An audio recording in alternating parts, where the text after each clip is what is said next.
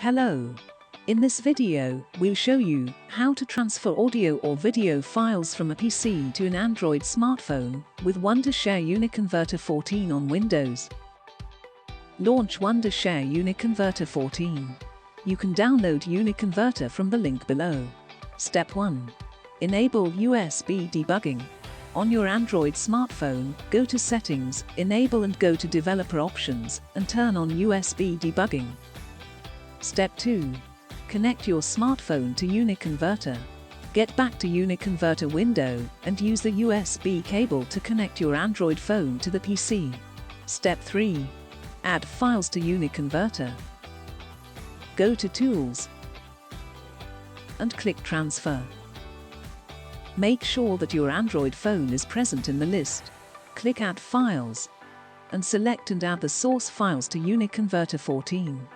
Step 4. Transfer files to Android. Click Transfer. Confirm that the files are transferred successfully.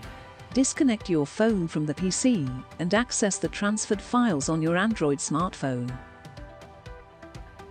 Thank you for watching our tutorial videos. Don't forget to like the video and subscribe to our channel.